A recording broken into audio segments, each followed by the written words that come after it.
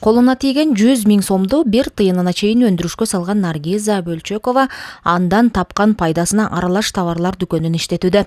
Бирок ал ушунусу менен эле чектелип калгысы келбей, кичи мекени Актала районундагы Кайыңды булак айылына жергиликтүү маанидеги соода логистика бөлүмчөсүн ачсамбы деген кыялы бар.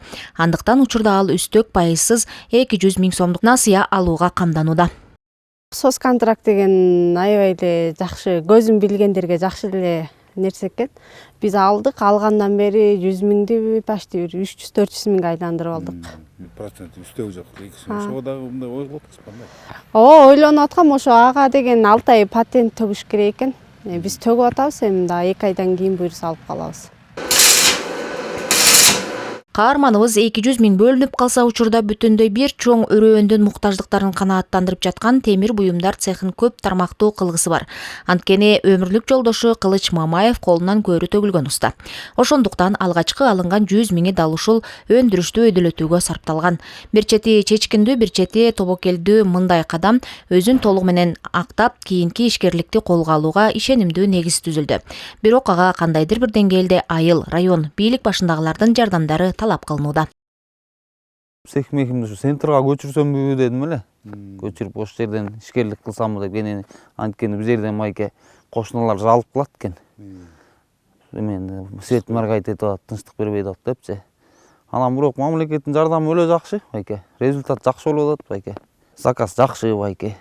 Быйыл жакшы болду, өтө жакшы болду. Чындыгында жогорудагы каармандарыбыз мекендешкен Актала районунда өндүрүшкө багытталган ишканаларды ачуу өзү актаарын чоң суроо. Биринчиден, облус жана республика борборлорунан алыстыкта чыгарылган продукциялардын баарынан кымбат болушуна таасирин тийгизбей койбойт. Экинчиден, жергиликтүүлөрдүн аларды сатып алууга чама-чаркы чак.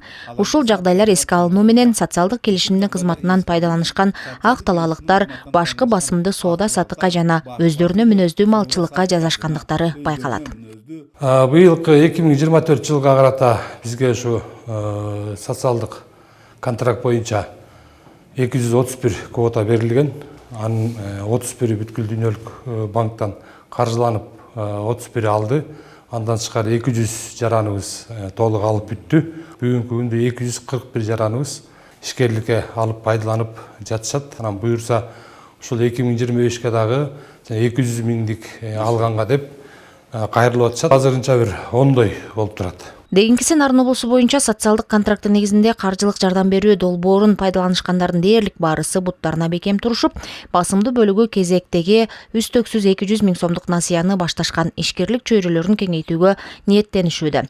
Статистикага таянсак, учурда алардын 69,4% мал чарбачылыгы, 18,8% өндүрүш, 7,5% калкка кызмат көрсөтүү жана 3,9% соода саттык менен алектенет.